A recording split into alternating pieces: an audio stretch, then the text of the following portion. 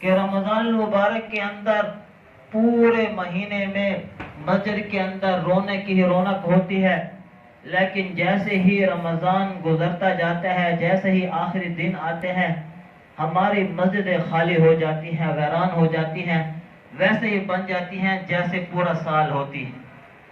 اس لیے ایک شخص نے بڑا خوبصورت تبصرہ کیا کہ مسجد کے اندر مہمان آئے پھر چلے گئے، اب گھر والے باقی رہ گئے۔ جس طرح پورا رمضان ماشاءاللہ جو لوگ پورا مہینہ پورا سال جو لوگ نماز کا، روزوں کا، دیگر عبادات کا اہتمام کرتے ہیں، وہ تو ماشاءاللہ اسی ترتیب سے چلتے رہتے ہیں، لیکن جو مہمان آتے ہیں صرف رمضان میں، تو وہ جیسے ہی عید کا چاند نظر آتا ہے وہ گھر چلے جاتے ہیں اور پیچھے گھر والے باقی رہ جاتے ہیں۔ تو میرے دوستو، حالانکہ ہونا تو یہ چاہیے تھا کہ رمضان المبارک کے اندر اللہ رب العزت نے ہمیں تمام نیک اعمال کرنے کی ایک تربیت عطا فرمائی تھی کہ اس مہینے کے اندر نیک اعمال کی تربیت حاصل کی جاتی اور پھر اس کے مطابق پورا سال چلا جاتا۔ اس لیے حضرت مجدد الفسانی رحمہ اللہ فرماتے ہیں کہ رمضان المبارک کا مہینہ یہ پورے سال کے لیے نمونہ ہوتا ہے کہ انسان جو رمضان المبارک کے اندر دل جمی کے ساتھ دل لگا کر عبادت کرتا ہے، اس کا پورا سال ہی ویسے گزرتا ہے، اور جو شخص رمضان المبارک کے اندر بے دلی کے ساتھ، تردد کے ساتھ، نہ چاہتے ہوئے عمل کرتا ہے، تو پھر وہ رمضان تک ہی چلتا ہے، پھر وہ پورا سال نہیں چل سکتا۔ اور حدیث مبارکہ میں آتا ہے، بلکہ فقہاء یہ فرماتے ہیں، اسلاف ہمارے یہ فرماتے ہیں کہ اگر ہم یہ چاہتے ہیں کہ ہمارے نیک اعمال قبول ہوں تو ہمیں چاہیے کہ ہم نیک اعمال کرنے کے بعد اللہ رب العزت سے ضرور اپنے اعمال کی قبولیت کی دعا مانگا کریں۔ اے اللہ، ہمارے پاس وہ طاقت نہیں، ہمیں سلیقہ نہیں آتا، لیکن اے اللہ تو ہمارے اعمال کو، ہماری عبادات کو اپنی بارگاہ میں قبول و مقبول فرما۔ اور اسلاف کا یہی معمول چلتا آ رہا، اور یہاں تک بھی آتا ہے کہ اگر ایک نیک عمل کے بعد دوسرے نیک عمل کی توفیق مل جائے، سمجھ جاؤ اللہ تعالیٰ نے تمہارا پہلے والا نیک عمل قبول فرما لیا۔ اس وجہ سے تو اللہ تعالیٰ نے تمہیں دوسرے نیک عمل کی توفیق عطا فرمائی۔ اسی کو سامنے رکھتے ہوئے حافظ ابن تیمیہ رحمہ اللہ نے بڑی زمزدار بات کی، فرماتے ہیں کہ دیکھو، اگر رمضان المبارک کے بعد بھی تم نیک اعمال ویسے ہی کرتے رہے جس طرح تم رمضان المبارک کے اندر کرتے رہے، تو سمجھ جاؤ تمہارے نیک اعمال اللہ کے ہاں قبول ہو گئے۔ اور اگر نیک اعمال رمضان کے بعد جیسے چاند نظر آیا پھر پورا سال چھٹی، تو سمجھ جاؤ تمہارے رمضان المبارک کے اندر کیے ہوئے نیک اعمال بھی اللہ کے ہاں قبول نہیں۔ اس لیے میرے دوستو، اب رمضان المبارک کا مہینہ اللہ نے ہمیں عطا فرمایا، اس کے اندر تربیت حاصل کی، اب کوشش کریں پورا سال ویسے ہم نے چلنا ہے جیسے رمضان المبارک کے اندر چلے تھے۔ ایک بات تو یہ، دوسری بات یہ ہے کہ یہ شوال کا مہینہ ہے، اس کی اہمیت اپنی جگہ پر ہے کہ اس مبارک مہینے کے اندر اللہ تعالیٰ نے ہمیں لیلۃ الجائزہ عطا فرمائی،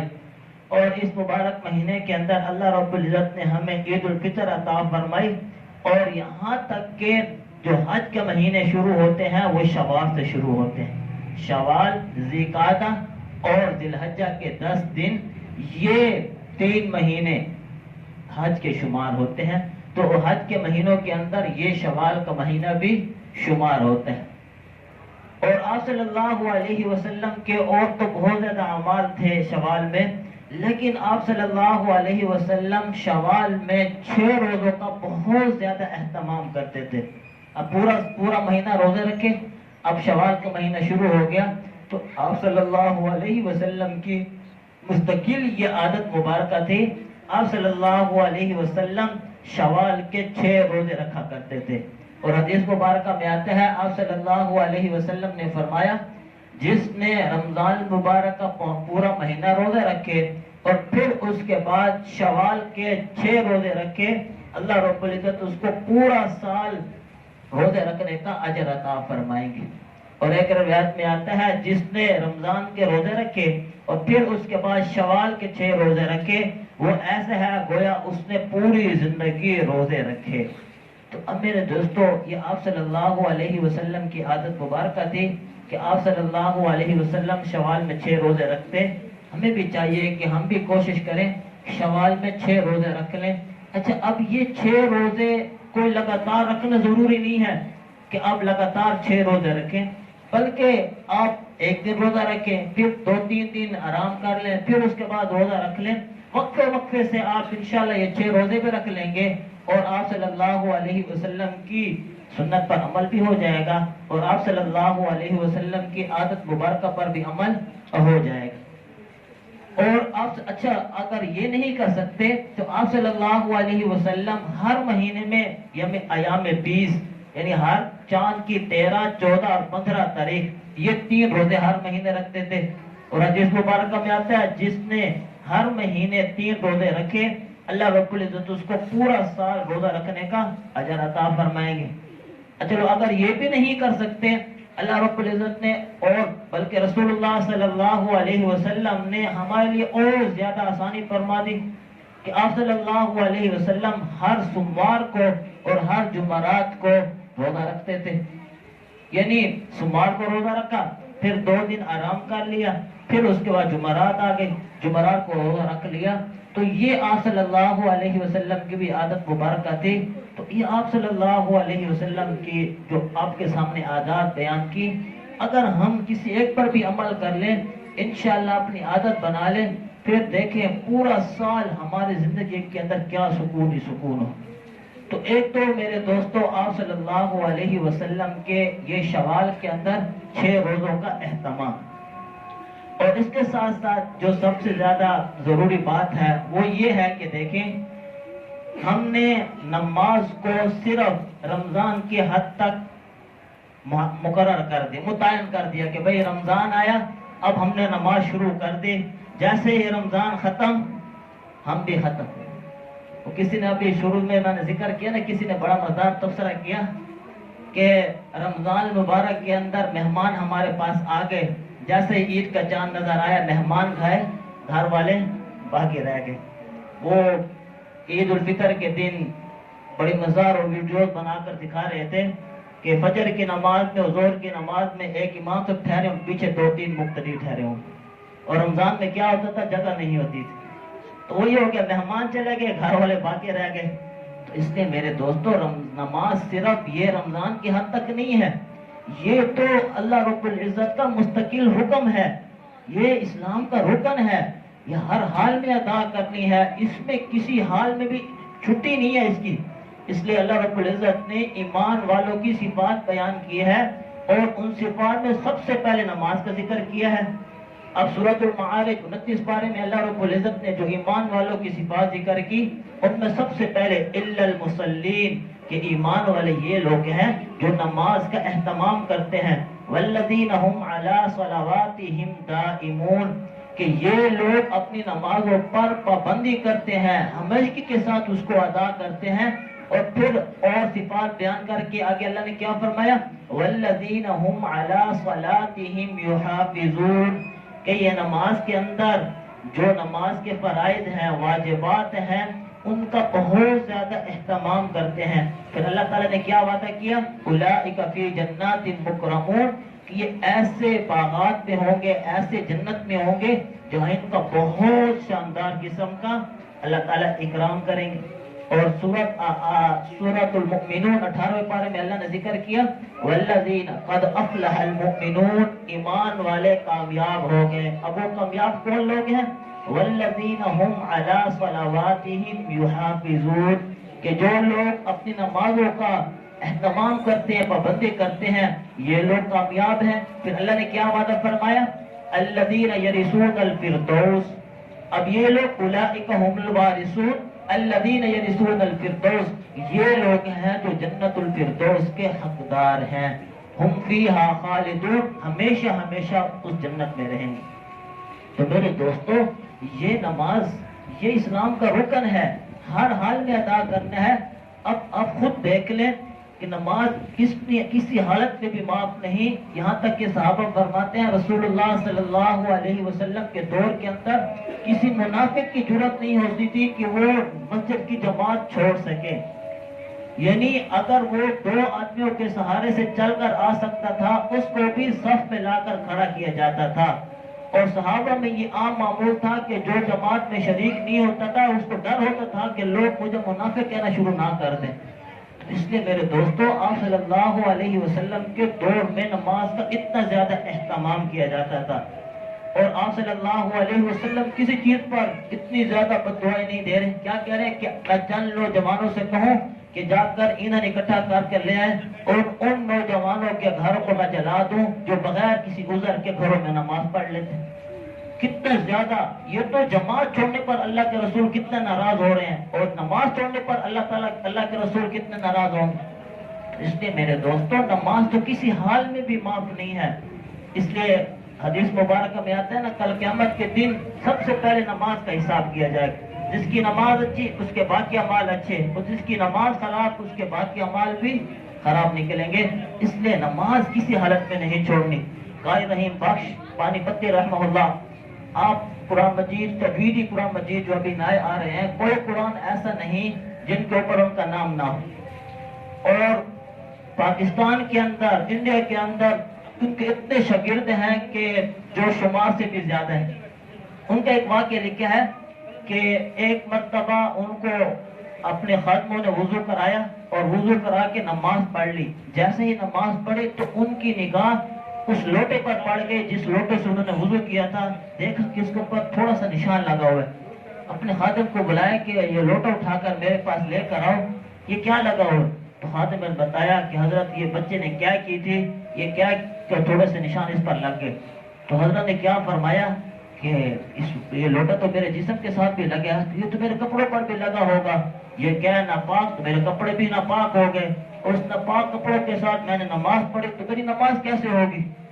اب دیکھو ان کے تقوی کی انتہا دیکھیں کہ کتنا, حالانکہ ایک شک ہے, کوئی یقین بھی نہیں ہے, شک و شبہ ہے. اب خادم سے کیا کہا کہ اب 25 سال کے بعد تم نے میری جماعت کی نماز چھڑوا دی. 25 سال میں پہلی مرتبہ جماعت کی نماز چھوٹی اور وہ بھی شک کی بنیاد پر چھوٹی. کوئی یقین بھی نہیں تھا کہ اگر یقین ہوتا پھر بھی ہے, صرف شک کی بنیاد پر کہ اس پر کیا لگی ہوئی. اب یقین نہیں ہے کپڑوں پر لگی ہے یا نہیں لگی, لیکن شک کی بنیاد پر کیا کہہ رہے ہیں 25 سال میں تم نے میری پہلی مرتبہ جماعت کی نماز چھوڑوا دی. میرے دوستو یہ ہے اللہ والے کہ جو نمازوں پر اتنی زیادہ پابندی کرتے ہیں. اچھا یہ تو تھے فرائض. اب کچھ ایسے نمازیں ہیں جو نوافل ہیں, جو سنت غیر موقع ہیں, جن کو ہم زیادہ کوئی اہمیت نہیں دیتے. بعض لوگ کہہ دیتے ہیں نا بھائی ہم سے فرائض ہی پورے ہو جائے تو بڑی بات ہے, نوافل تو نیک لوگوں کا کام ہے. میرے دوستو اس میں کوئی شک کی بات نہیں. ٹھیک ہے نوافل سنت غیر موقع یہ نیک لوگوں کا کام ہے, لیکن اس پر ملے گا کیا ہمیں اندازہ ہی نہیں. ایک حدیث مبارکہ میں آتا ہے کل قیامت کے دن انسان کے جو فرائض ہوں گے فرض نمازیں ان کا حساب کیا جائے گا. جن کی نمازیں پوری یعنی فرائض پورے تو ان کو پورا اجر دے دیا جائے گا. اور اگر فرائض میں کچھ کمی نکلی تو اللہ تعالیٰ فرشتوں سے کیا فرمائیں گے, دیکھو اس بندے کے پاس کچھ نوافل بھی ہیں, اگر نوافل ہوں گے تو ان نوافل کے ذریعے سے ان فرائض کو مکمل کر دیا جائے گا. جو فرائض میں کمی ہوگی ان فرائض کو نوافل کے ذریعے سے پورا کر لیا جائے گا. اور ایک حدیث مبارکہ میں آتا ہے آپ صلی اللہ علیہ وسلم نے فرمایا کہ اللہ تعالیٰ فرماتے ہیں جو شخص میرے کسی ولی سے میرے کسی دوست سے دشمنی کرے گا اس کے ساتھ میرا اعلان جنگ ہے. اور پھر اس روایت کے آگے اللہ تعالیٰ کیا اللہ کے رسول نے کیا فرمایا کہ اللہ تعالیٰ فرماتے ہیں کہ بندہ فرائض کے ذریعے سے میرا بہت زیادہ قرب حاصل کر لیتا ہے, اور نوافل کے ذریعے اللہ تعالیٰ یعنی بندہ میرے قریب ہوتا رہتا ہے, یہاں تک کہ بندہ میرا اتنا قریب ہو جاتا ہے پھر میں اس کا کان بن جاتا ہوں جس سے وہ سنتا ہے, پھر اس کا ہاتھ بن جاتا ہوں جس سے وہ پکڑتا ہے, اس کا پاؤں بن جاتا ہوں جس سے وہ چلتا ہے. یعنی خلاصہ کلام یہ ہے کہ پھر انسان کا ہر نیک عمل ویسا ہو جاتا ہے جیسے اللہ تعالیٰ چاہتے ہیں.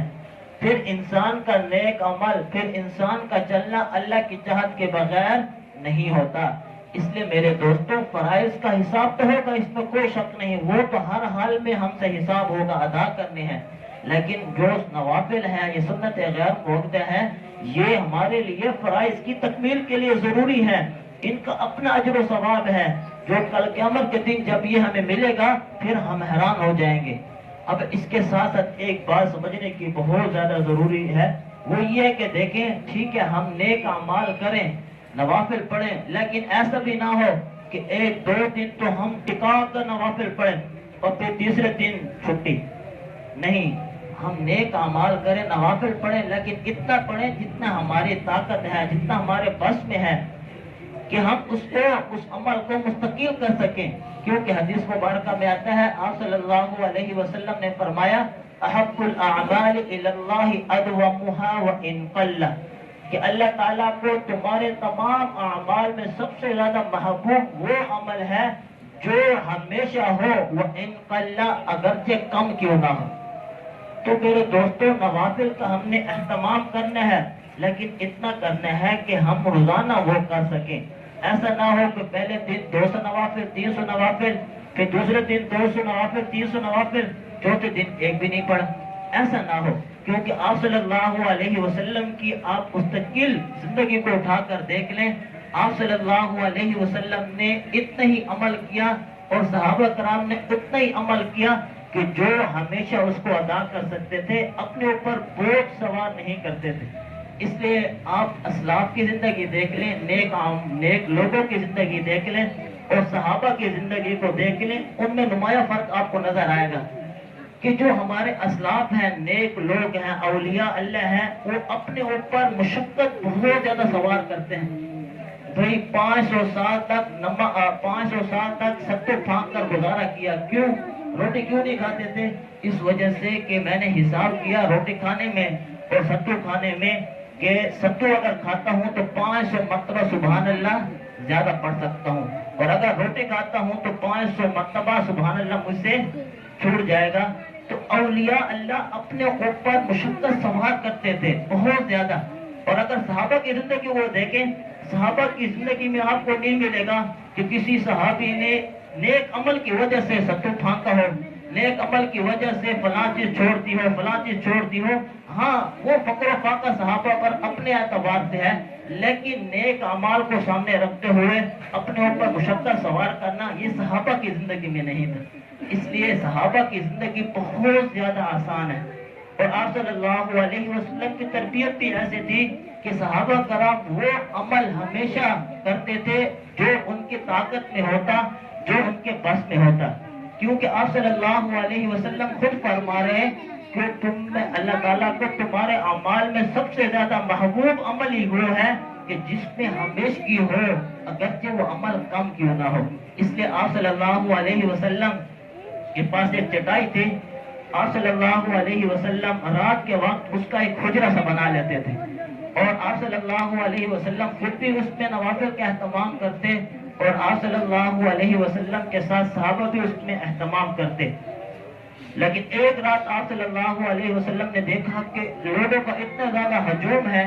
کہ اس میں جگہ ہی نہیں ہو رہی، تو آپ صلی اللہ علیہ وسلم نے اس دن ایک نفل بھی نہیں پڑھا، تمام لوگوں سے کہا کہ گھروں کو چلے جاؤ۔ صحابہ بڑے حیران ہوئے کہ 2 دن 3 دن تو ہم نے مستقل عمل کیا اور آپ صلی اللہ علیہ وسلم خود اہتمام کرواتے رہے، چوتھے دن نہ خود آپ صلی اللہ علیہ وسلم نے عمل کیا اور نہ ہمیں کرنے دیا۔ تو کیوں چھوڑ دیا آپ صلی اللہ علیہ وسلم نے؟ اس وجہ سے کہ اس کو ہم فرض نہ سمجھ لیں، ضروری نہ سمجھ لیں، اور پھر چھوڑنے پر اپنے آپ کو گناہگار سمجھنا شروع نہ کر دیں، اور اس وجہ سے چھوڑ دیا کہ تاکہ اس عمل کو ہم لازم پکڑیں جس کی ہم پابندی کر سکتے ہو، جس پہ ہماری طاقت میں یہ ہو کہ ہم اس کے ساتھ مستقل چل سکتے ہیں۔ تو اس لیے میرے دوستوں ہمیں بھی اپنی ایسی عادت بنانی چاہیے کہ ہم ٹھیک ہے نیک اعمال ہم تھوڑے کریں، نوافل ہم اتنا پڑھیں جتنی ہماری طاقت میں ہے، تلاوت ہم اتنی کریں جتنی ہم کر سکتے ہیں، اور جتنے بھی نیک اعمال ہیں ہم اتنے ہی کریں جتنے ہمارے بس میں ہو۔ اپنے اوپر بہت زیادہ بوجھ سوار نہیں کرنا کہ بھئی میں نے ہر حال میں روزانہ 200 نفل پڑھنے ہیں، ہر حال میں نے 100 نفل پڑھنے ہیں، پھر میرے دوستوں پھر وہ مستقل نہیں چلے گا، کچھ دن چلے گا پھر وہ سب کچھ چھوٹ جائے گا۔ اس لیے اپنی عادت بنائیں، اتنے عمل کی عادت بنائیں جتنی ہماری طاقت میں ہو اور ہمیشہ کے ساتھ اس عمل کو کر سکیں۔ اللہ تعالیٰ ہمیں تمام اعمال پر پختگی عطا فرمائے اور اللہ تعالیٰ ہمیں اتنے نیک اعمال کرنے کی توفیق عطا فرمائے جتنا ہمارے بس پہ ہو اور ہمیشہ کے ساتھ اس کو کر سکیں۔ وآخر دعوانا ان الحمد للہ رب العالمین۔